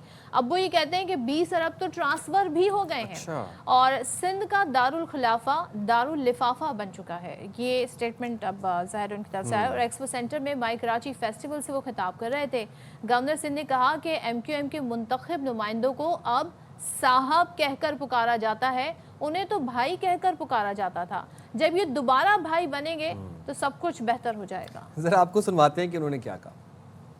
कराची दारुल खिलाफा है, मुझे लगता है आरिफ भाई ये दारुल लिफाफा है। हर शख्स इस शहर में सिर्फ लिफाफा ही मांग रहा है। MQM पाकिस्तान ने वफाक से इस साल 40 अरब रुपए कराची के लिए हासिल कर लिए हैं। 20 अरब ट्रांसफर हो गए हैं। क्या था कराची और क्या बन गया है कराची? सभी कह रहे हैं माई कराची, लेकिन जब खर्चा करना हो वाए कराची। K4 से 26 करोड़ गैलन पानी चाहिए तो अगला मेयर आपको कराची का MQM का मुंतखब करना अच्छा, ये जो कामरान टिसोरी साहब का 40 अरब वाला बयान था, इसके ऊपर सिंध हुकूमत की तर्जुमान है, वो ये कहती सादिया जावेद साहिबा, वो ये कहती हैं कि कल जब मेयर 20 अरब मांगेंगे तो गवर्नर कहेंगे मैं तो मजाक कर रहा था। और उन्होंने ये कहा कि साहब कहलाकर वाकई कुछ नहीं कमाया जा सकता। भाई का लकब लेकर शहर से भत्ता वसूली लोगों को याद है। तो चलें जी, इस पर बात कर लेते हैं। हमारे साथ इस वक्त मौजूद हैं रहनुमा MQM और opposition leader Sindh assembly Ali Khurshidi sahab. Ali Khurshidi साहब, पहले तो ये बता दें कि वाक़तन ये सच है, क्योंकि तर्जुमान सिंध हुकूमत कह रही है जब हम पूछेंगे 20 अरब के बारे में तो वो ये कह देंगे कि जी मजाक कर रहा था। वाक़तन 20 अरब 40 में से 20 जो हैं वो ट्रांसफ़र हो गए। सबसे पहले तो बहुत बहुत शुक्रिया आपको, आपके व्यूअर्स को, सबको सुबह खैर।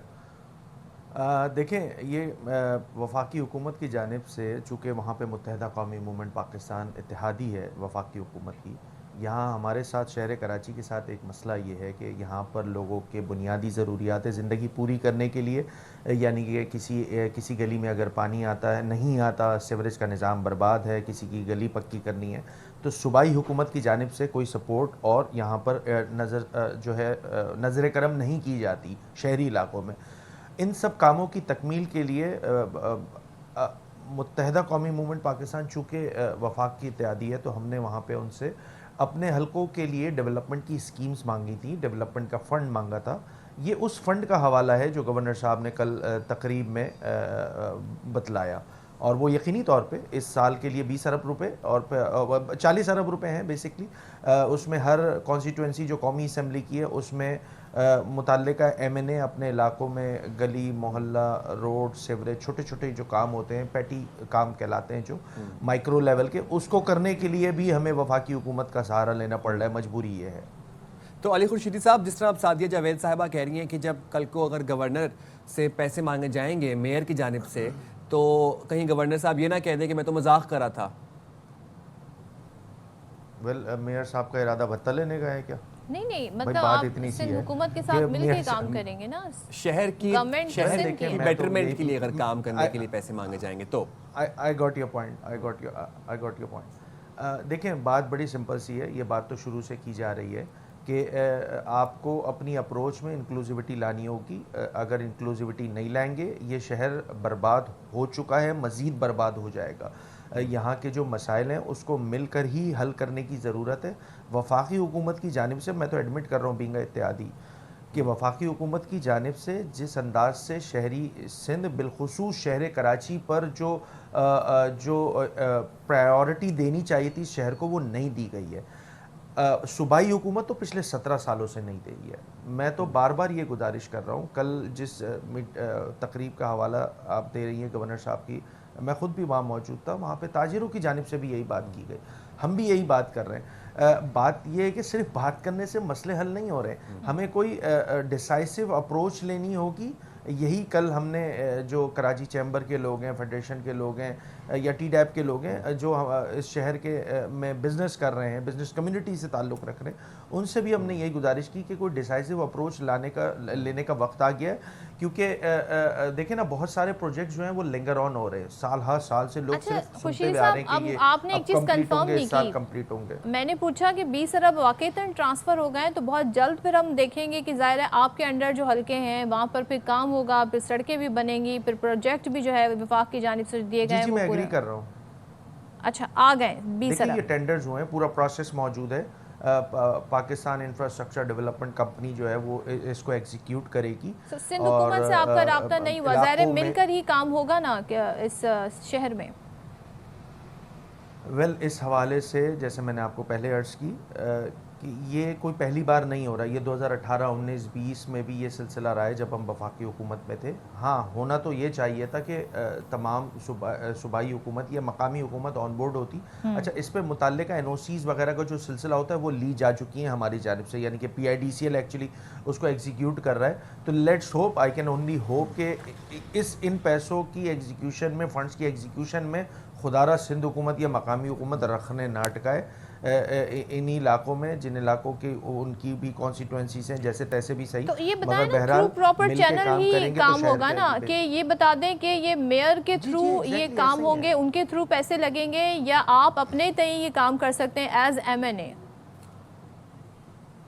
नहीं सदफ, इसमें इस तरह है कि पहले आपको याद होगा KIDCL के नाम से एक कंपनी थी वफाक की जो कराची में प्रोजेक्ट्स एग्जीक्यूट करती थी। ग्रीन लाइन का प्रोजेक्ट उन्होंने एग्जीक्यूट किया, इसके अलावा मंगो पीर रोड का प्रोजेक्ट उन्होंने एग्जीक्यूट किया।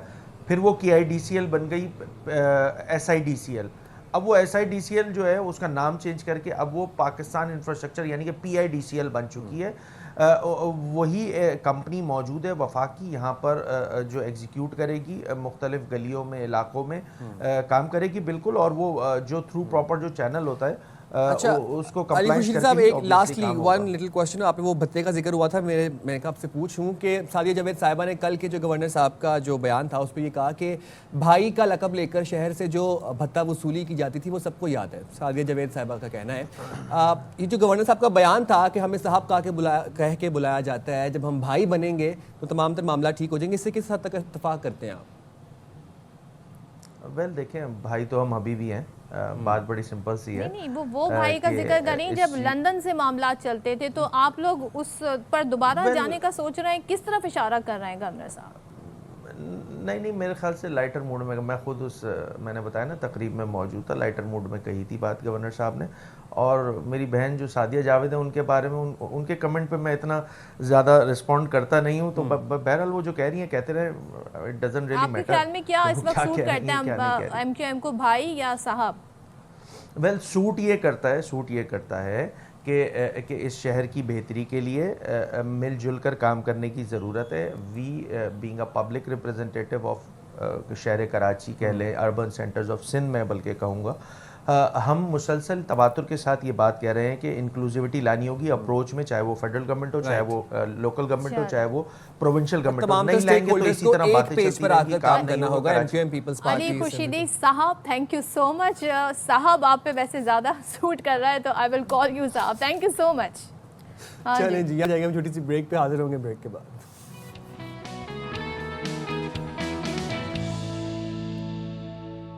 वेलकम बैक जनाब। और सेहत आमा के हवाले से बात कर लेते हैं, जहाँ पर हम देखते हैं कि तंबाकू नोशी के अल्टरनेटिव्स ईजाद किए जा रहे हैं मार्केट के अंदर। हम सिगरेट छोड़ के बच्चों को हमने वेपिंग पर लगा दिया, पॉड्स पर लगा दिया, फिर उसको एक ट्रेंड बना दिया, एक कल्चर बना दिया।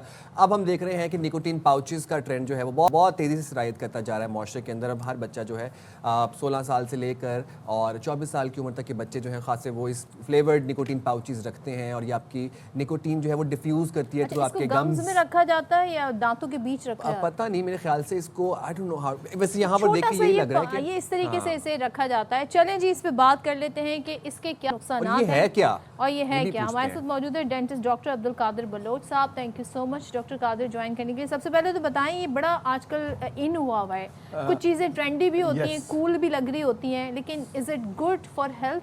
No, not at all. क्योंकि पहले तो ये होता कि स्मोकिंग करते थे, और स्मोकिंग की वजह से जब एल्वोलाई यानी कि हमारे लंग्स में चला जाता था, तो वहाँ पे जो ब्लड के साथ ये मिक्स होता था निकोटीन, वो उसे सूदिंग इफेक्ट यानी कि first they will feel well being, लेकिन later on after 2 hour depressing, तो इसकी वजह से ये डोज बढ़ता जाता था। अभी उन्होंने उसका नेमुल बदल निकाल लिया। नेमुल बदल क्या है? वो चीज़ वही है, that is nicotine extract. This is basically क्या है, ये स्मोकलेस है। वो स्मोकलेस स्मोक था, टार बन जाता था, लेकिन इसमें जो है वो टार नहीं है, तो ये निकोटीन प्रोडक्ट। उसमें क्या होता है कि वो जो जुबान के नीचे रख ले या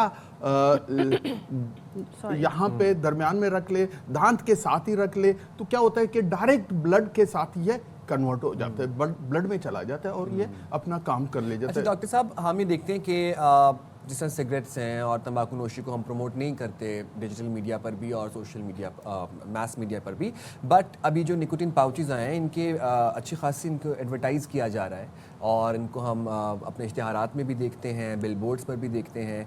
तो आपको लगता है कि ये इसको इस कल्चर के रोकथाम के लिए ये मामलात वहाँ से शुरू होने चाहिए? गलत है, नहीं करना चाहिए, नहीं होना चाहिए, और इसको हायर अथॉरिटीज़ को बताना चाहिए कि ये this is danger for health, never ever नहीं करना चाहिए। हम तो कहते हैं कि ये नहीं करना चाहिए, दिस इज सेम थिंग है, तो सेम थिंग, जस्ट नाम बदल दिया है। और डॉक्टर कादिर, हमने कोविड के दिनों में जो चीज़ सीखी थी वो ये सीखी थी आपने हाथ वॉश करने हैं, हाथों को चेहरे पे नहीं लगाना ताकि ज़ाहिर उसके थ्रू जर्म्स ना जाए। लेकिन ये जो निकोटीन पाउच है, क्योंकि ये सिगरेट भी नहीं है, ये आप डायरेक्टली अपने हाथों से रख रहे हैं और फिर निकाल रहे हैं, सो ये कितना नुकसानदेह है? मैं कह रहा हूँ कि इसके नुकसान ज़्यादा है। ये डायरेक्ट कंटेक्ट हो जाते हैं, जैसे कार्डिक में प्रॉब्लम हो जाता है तो फिर वो क्या कहते हैं, एक सब लिंगुअल एक टैबलेट दे देते हैं, वो डायरेक्ट अफेक्ट कर लेते हैं। तो दिस इज आल्सो सेम कि ये ब्लड के साथ हमारी जो वेन्यूल्स होते हैं, आर्ट्रियोल्स होते हैं, डायरेक्ट उनके साथ कंटेक्ट होके ये ब्लड में चला। फर्स्ट जो है इसकी सूदिंग इफेक्ट होती है, वेल बीइंग होती है, लेटेड आफ्टर 2 आवर। अच्छा डॉक्टर साहब, जैसे अभी आपने बताया, मेरे ख्याल से मैंने फुटेज भी देखी है, ये होंठ के नीचे या मसूड़ों के ऊपर रखा जाता है, दांत के बीच में रखा जाता है, तो वो जो एरिया होता है वहाँ पर जहाँ पे रखा जाता है, वो किस हद तक मुतासर होते हैं? देखिए वहाँ पे गम रेसिजन हो जाती है, इरिटेट कर लेता है उस एरिया को, जस्ट लाइक अ नसवार भी ऐसी है। तो काफी दफा हम ये देखते हैं कुछ डॉक्टर्स भी अक्सर रेकमेंड कर रहे होते हैं कि स्मोकिंग अगर आपने क्विट करनी है तो आप जरा अल्टरनेट पे आ जाएं। नो, अभी इस पे जो रिसर्च हुई है, इस रिसर्च के एफडीए ने जो रिसर्च किया, उस रिसर्च के हवाले से मैं बात। So how do you quit smoking then?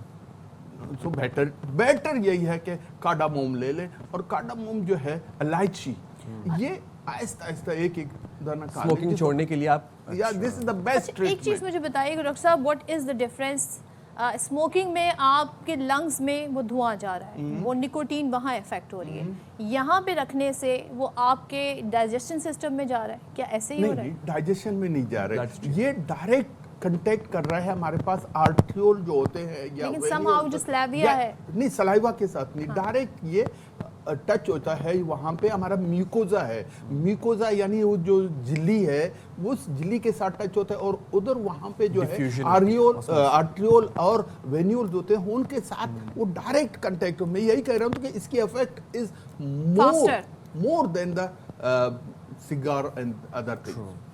बहुत अच्छे से आपने इसको ब्रेक डाउन किया, बताया, thank you very much doctor Qadir Baloch sahab. लेकिन जो लोग इस्तेमाल करते हैं, आप लोग प्लीज़ समझें इस बात को कि ये कोई फैशन नहीं है, कोई ट्रेंड नहीं है, कोई ऑल्टरनेट भी नहीं है तंबाकू नोशी का। प्लीज़ क्विट करें इस तरह की चीज़ें and this is we not going in the right जिस तरह जो लोग स्मोकिंग छोड़ना चाहते हैं, इसी तरीके से आपको यहाँ पर भी एक अमल पूरा प्रोसेस जो है बड़ी पेशेंटली अपनाना पड़ेगा, तो आप जाके इस आदत से जान छुड़ा सकेंगे। चलें जी, यहाँ सेहत का बहुत ख्याल रखना है, जान है तो जहान है। यहाँ पर अपने प्रोग्राम को करेंगे खत्म। मुलाकात होगी आपसे कल 9:03 बहुत ख्याल रखिएगा। एंड पाकिस्तान जिंदाबाद। जिंदाबाद।